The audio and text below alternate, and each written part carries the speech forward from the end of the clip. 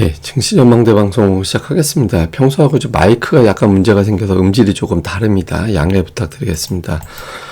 지난주 주요국 증시는 대체로 올랐죠. 그러니까 빠진 나라 거의 대부분 없는 그런 상황이었고, 부채 한도 이슈가 점차 소멸이 되면서 시장이 좀 안정감을 가졌고, 6월에 미국의 금리 인상은 안 할 것 같다. 이런 분위기가 이제 만들어졌습니다.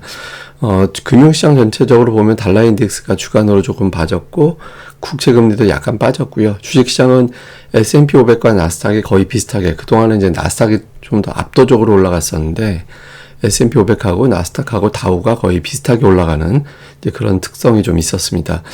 그런데 이게 하나 이제 뭐가 두드러졌냐면, 역대 이제 금요일마다 어떤 주식시장이 어떻게 돌아갔는지 이걸 갖다 따져봤더니 1953년 이후 통계를 낸 이후에 가장 강한 흐름이 나오고 있다라는 거예요. 그래서 금요일이 강하다라는 거 의미가 있죠. 왜냐하면 주말에 불안함을 느끼는 투자자들이 별로 없다라는 거고, 또 이렇게 튀게 금요일에 강했던 해에 증시가 하락한 사례는 없었거든요. 좀 이례적인 어떤 강세 국면이 나타나고 있다. 이게 이제 하나의 어떤 특징이었고요. 좀 이슈를 정리해보면 주말에 나왔던 고용지표는 일자리는 예상치를 상회했는데 임금 상승률이 둔화가 됐잖아요. 그래서 미국의 어떤 인플레이션이 좀 둔화가 되고 경기는 연착륙이 되나 보다, 이렇게 좋은 쪽으로만 주로 좀 해석을 하는 그런 모습이 있었고, 그 다음에 이제 종목 변수로는 테슬라가 좀 강세를 보인 게 특징이었고, 이제 BIT주들이 좀 회복세를 보였거든요. 그러니까 IT가 독주를 하던 그런 흐름에서 주 후반 들어서는 BIT 관련된 종목군들이 움직임이 좀 나왔다라는 점. 그 다음에 이제 주요 이슈를 좀 살펴보면 FMC 이제 영향권으로 들어갔죠. 그래서 이제 금리 인상이 끝난 것이냐, 아니면 잠깐 쉬는 거냐, 여기에 따른 어떤 논란이 있을 거고, 왜냐면 여기서 금리가 더 올라가면 막 5% 중반, 뭐 5% 후반 이런 얘기 나오게 되는 거니까 또 부담이 될 수 있거든요.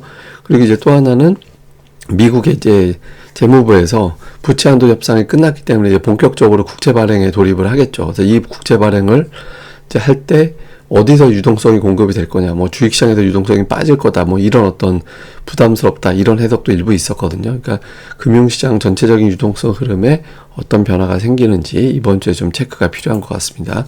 뭐 주요 종목은 제가 주말 방송에서 한번 말씀드렸는데, 엔비디아가 좀 주춤거렸고, 테슬라가 일관되게 계속 올라갔고, 캐터필러 같은 종목군이 주 후반에 이제 상승세를 보였고, 52주 신고가 경신한 종목은 이제 리조트 관련된 또는 크루즈 관련된 종목군들이 지난주에 좀 두드러지게 특징적인 어떤 모습을 보인 게 이제 미국 시장에서의 특징이었고요. 우리 시장으로 와서 보면 포스코홀딩스가 지난주에 제일 강했고, 자동차가 좀 부진했고, 삼성전자가 이제 2.7% 지수가 쉽게 빠지지 않도록 방어를 해주는 이제 그런 역할을 했죠. 대형 종목 대부분 웬만하면 자동차 빼고는 다 올라가는 모습을 보였고요. 코스닥에서는 제일 강했던 게 엔터주, JYP가 제일 강한 그런 모습을 보였습니다. 근데 뭐 SM은 좀 뉴스가 있어서 좀 변동성이 있었는데, 어쨌든 엔터주가 좀 강했고, BH 같이 이제 실적이 좀 좋아질 것 같다라는 기대주, 그다음에 2차전지주 일부, 뭐 미국에서 테슬라가 강해서 그런지 몰라도 2차전지 일부가 좀 강세를 보였고요. 그다음에 헬스케어, 셀트리온 헬스케어가 또 이제 지수보다 더 좋은 흐름을 보인 게 특징이었습니다.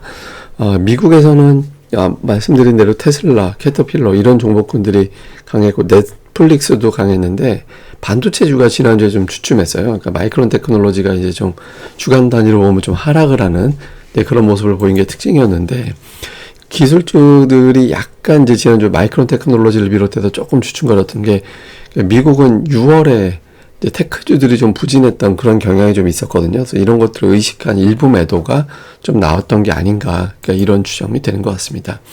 다음에 이제 수급에서는 외국인 투자자들의 매수가 계속 유입이 되고 있죠. 지금 8주 연속 매수가 들어오고 있는데, 지난주 매수가 줄어든 것 같이 보이지만 실제로는 아니죠. 그러니까 거래일이 하루 적었기 때문에 실제로는 지금 주간 평균 1조 5천억 정도의 매수가 이어지고 있는 그런 상황이고요. 이거는 우리나라뿐만 아니라 중국을 제외한 나라들 매수가 들어오고 있습니다. 그러니까 대만, 인도, 우리나라, 특히 이제 대만 증시 되게 많이 사고 있고 우리나라 많이 사고 있는데 공통점이 반도체잖아요. 지금 기술주 관련된, 테크 관련된 펀드의 자금이 사상 최대 자금 85억 달러 한 주에 유입이 됐거든요. 그래서 이런 것과 무관하진 않은 것 같습니다. 그러니까 AI 열풍이 글로벌 IT 기업들에 대한 어떤 매수를 유발을 하는 자금 유입을 이제 자금을 끌어들이는 이제 그런 역할을 좀 하고 있는 것 같습니다. 그리고 이제 외국인 투자자의 매수 규모도 계속 커지고 있어요. 그러니까 분기별로 잘라놓고 보면 계속 매수가 늘어나고 있죠. 지금 2분기 아직 한 달이 남았는데, 2분기가 이제 아직 남아있는데 6조 7천억. 지난 분기의 전체 매수가 7조 1천억인데 지금 6조 7천억. 이 페이스면 한 8조 원 정도까지 넘어갈 것 같거든요. 8조 원 이상. 그러니까 외국인 투자자들은 분기를 거듭할수록 매수가 강해지고 있다. 이것도 이제 특징인 것 같습니다.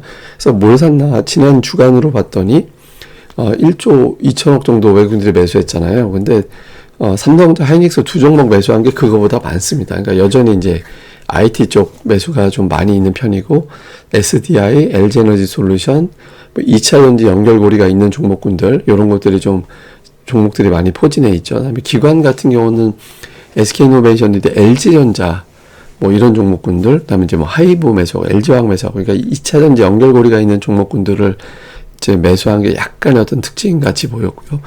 코스닥 쪽에서는 외국인 투자들은 업종별 특징은 별로 없었어요. 그러니까 특정 업종을 산다라기보다는 이제 골라 담는 이제 그런 경향을 좀 보였고, 기관은 이제 2차 전지가 좀 들어와 있고, 셀트리온 헬스케어가 최근에 수급이 되게 좋은 편이거든요. 예, 그런 게 이제 들어와 있고, 엔터주 중에서는 JYP와 YG엔터, 골라서 담는 그런 모습을 보인 게 지난주 기관의 특징이었습니다. 자, 체크 포인트를 정리해 보면, 지금 이제 FOMC 앞두고서 금리 관련된 전망이 되게 많을 거예요. 그러니까 사실상 끝났다. 그리고 아니다, 7월에 또 올릴 거다, 6월에 건너뛰고. 그거를 결정짓는 거는 결국에는 이제 다음 주에 나오게 될 CPI를 비롯해서 이제 주요 데이터가 되겠죠. 그래서 요 데이터는 제가 잠시 한번 또 설명을 드리고, 그 다음에 이제 경기 침체, 기업들의 실적을 경고하는 분석가들이 여전히 많이 있거든요. 근데 잘 생각해 보면 사실 저런 이야기 나오면서도 증시는 계속 올라오고 있어요. 예, 미국 S&P 500 지수는 이제 마의 4,200포인트 돌파가 됐고, 우리나라도 지금 경기 침체 실적 걱정하면서도 지금 삼성전자, SK하이닉스가 계속 올라오고 있거든요. 근데 FOMC 전이라서 이런 사람들의 목소리가 조금 더 붉어질 가능성은 있습니다. 부각될 가능성은. 그래서 좀 볼 필요가 있고, 그 다음에 이제 예탁금 추이를 좀 보자라고 제가 말씀드리는 게, 지금 예탁금이 이제 감소했다가 살짝 늘어나 있거든요. 근데 그 늘어난 강도가 엄청나게 늘어난 건 아니에요. 그래서 여기서 예탁금이 만약에 늘어나게 되면 이 예탁금의 AI를 보고 들어오는 예탁금이 되거든요. 그러니까 1분기에 예탁금이 폭증했을 때 2차전지 가지고 들어온 자금이었잖아요. 그래서 그때 2차전지가 강한 외국인 기관이 팔아도 올라가는 그런 강세를 보였었거든요. 그러니까 지금 만약에 예탁금이 붙으면 AI를 보고 들어오는 자금이기 때문에 코스닥 쪽에 그 관련된 종목군들의 시세가 더 세질 가능성이 있습니다. 그러니까 예탁금이 증가되느냐 안 되느냐, 그럼 주도권이 외국인 기관에 가느냐, 개인들에게 넘어오느냐, 요게 이제 좀 될 수 있어서 요걸 좀 주목해 볼 필요가 있고요. 다음에 여전히 IT, 외국인 자금 분산, 이게 이제 앞서 보여드린 대로 외국인 투자자들이 여전히 삼성전자, 하이닉스를 집중하고 있는데, 금요일에 조금 바뀌었어요. 그러니까 금요일에 보면 전차, 금융, 철강, 화학 고르게 다 매수하면서 한국 증시를 매수하는 그런 움직임이 좀 있었거든요. 그래서 그러니까 이런 어떤 흐름이 지속성을 갖게 되느냐, 요것도 좀 잘 체크를 좀 해봐야 될 것 같습니다. 그래서 매수가 분산이 된다라면 이제 IT 이외에 다른 종목군들이 좀 활성화가 될 수 있기 때문에 요걸 좀 볼 필요가 있는 것 같습니다. 자, 이거는 이제 어떤 데이터냐면, 미국의 오른쪽에 보시는 건 공실률. 예, 그러니까 공실률이 높아지게 되면 임대료가 내려가겠죠. 왼쪽에 보고 계시는 게 이제 그 월세, 쉽게 얘기해서 월세라고 생각하시면 되는 건데, 전년 대비 증가율이거든요. 계속 내려오고 있어요. 예, 공실률은 올라가고 있고. 그러니까 지금 미국의 주거 비용이 가장 큰 이제 인플레이션에서의 영향을 주고 있다라고 알려져 있는데, 이게 조금 빠지고 있는 흐름이 나오고 있거든요. 그래서 이게 요 다음 주에 나오게 될 CPI에 어떤 영향을 줄지가 좀 관심이 됩니다. 그래서 아마 인플레이션, 금리 인상, 이게 계속 될 거다라고 보는 시각을 자꾸 이런 데이터들이 좀 막아줄 가능성이 있거든요. 그래서 조금 시장에 대해서는, 인플레이션에 대해서는 조금 부담을 덜어낸 측면이 있는데, 문제는 속도입니다. 떨어지는 속도가 더디면 그만큼 금리 인하를 안 하고 현재 금리를 길게 간다라고 될 수 있어서 떨어지는 속도가 어떻게 되느냐, 여기에 대한 분석이 상당히 중요하다라고 봐야 되거든요. 그래서 향후 임대료의 어떤 변화가 어떤 흐름이 나오게 되는지, 이것도 좀 계속해서 저도 이제 체크를 해서 내용 나올 때마다 전달을 해드리도록 하겠습니다. 예, 그럼 또 이번 한 주 잘 보내시고요. 저는 또 다음에 뵙겠습니다. 이 방송 구독하기와 좋아요 꼭 부탁드리고요. 그리고 네이버에서 고릴라 리서치 검색해 주시고 많이 방문 부탁드리겠습니다. 이 마이크 문제 때문에 오늘 음질이 평소와는 좀 다릅니다. 이거 양해 다시 한번 부탁드리겠습니다. 감사합니다.